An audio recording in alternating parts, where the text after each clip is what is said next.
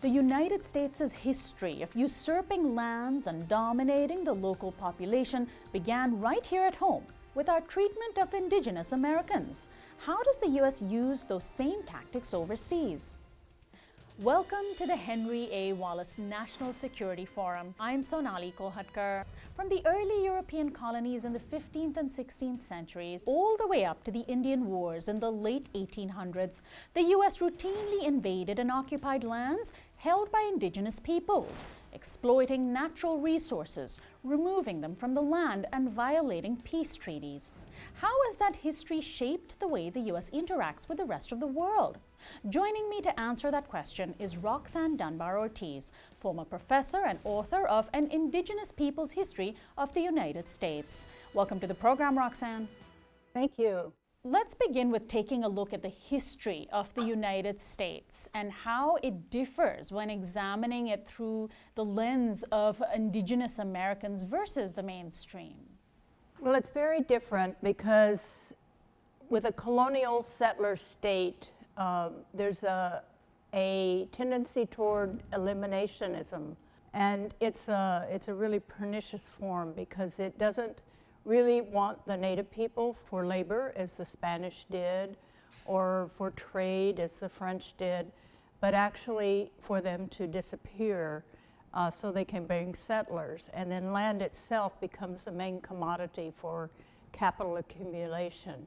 Does the U.S. today use the same reasoning that it did with the settler colonialist project aimed at indigenous Americans? Does it use that same reasoning in current foreign interventions? Yes, it's sort of the institutionalized this way of warfare, which is counterinsurgency, using settlers on their own, a kind of settler democracy, fighting for that land.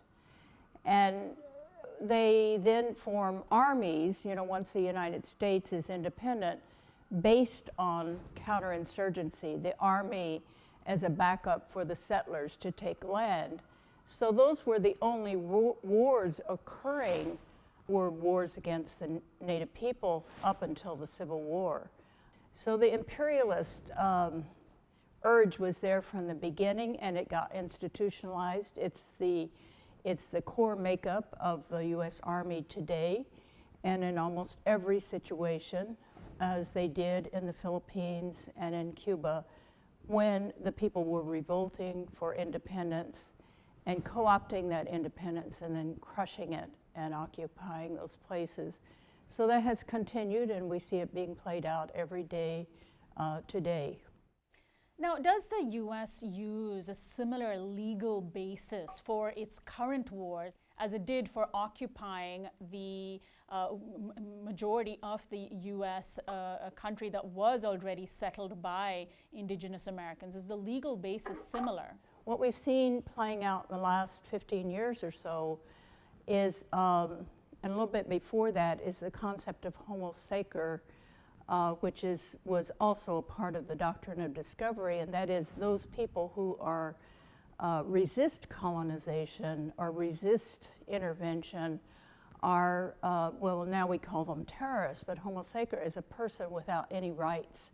So we had the unlawful combatants, and in several decisions in the 19th century of the U.S. Supreme Court, native people who resisted the Seminole Wars and the Modoc Wars, they actually found that they had no rights, that they were unlawful combatants.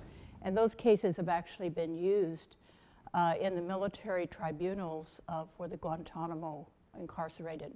So Roxanne, let's talk about the way in which the doctrine of our military today, the sort of culture and the rules that inform the U.S. military today are informed by the history of U.S. settler colonialism. Well, because this army formed from popular militias that used counterinsurgency to take territory, take the land, they attack the people, the civilians on it, and often the most vulnerable of those people, because native people did come to form incredible guerrilla warfare. It was the first guerrilla warfares were in the Americas fighting colonialism. And the Army has traditionally studied this warfare and implemented it and documented it. I know Rand Corporation had the defense contract with the Department of Defense during the Vietnam War to develop counterinsurgency strategy. They were studying the wars with the Apaches, with the Lakota, the Seminole Wars, the Modoc Wars, and that these people were the Vietnamese, the Indians were the Vietnamese. So they even call enemy territory Indian country. So wherever they go, it's Indian country. Iraq was Indian country. Afghanistan, Vietnam was Indian country.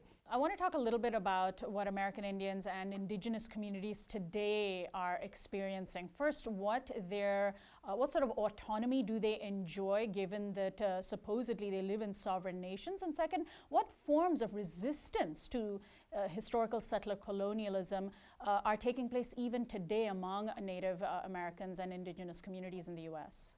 The British had the tradition of making treaties where they conquered people. But in actual law, the doctrine of discovery, the definition of Native people as domestic dependent nations without any inherent rights, that those reservations are not the property, the collective property of Native Americans, but are a gift from the federal government, a grant that can be taken away. So it's a very, very precarious position that Native people have, a very weak position. And with their numbers small, you know, it's very hard to fight, especially since the Industrial Revolution, the big powerhouse of the corporations. Well, finally, Roxanne, I'm glad you brought up this issue of how Native peoples are fighting corporate domination, and I'm wondering if we can end on this question. And we see today, for example, Native communities in South America and Latin America and Brazil and the Amazon fighting off the encroachment of corporate power and corporate takeover of their lands. And in many ways, it seems as though the U.S. relationship to indigenous communities has been rooted in corporate takeovers as well. So I'm wondering if you can end on, or if you can expand a little bit on that project and how the project of imperialism and colonialism is intertwined with the project of corporate domination, particularly aimed at indigenous communities. So it's my view that the United States was an unusual entity to form as a nation state, that it was the first pure capitalist state to exist, that it was formed as a corporation, as a corporate body based on 200 years of corporate investments, that every colonizing venture from the British in those 200 years were done by private companies, from the very first one in Jamestown, with investors, with mercenaries along to run the show, and also with the programs that are celebrated at Thanksgiving, and of course the trade in African bodies as well, and land sales. So this built the capital accumulation of the United States that allowed it to go into the Industrial Revolution very early, and by the 1880s be the leading economic power in the world. Roxanne Dunbar Ortiz, thank you so much for joining us. Thank you, Sanani. On the next episode of the Henry A. Wallace National Security Forum, author Anand Gopal talks to us about U.S. invasion from the perspective of the people whose country we've invaded.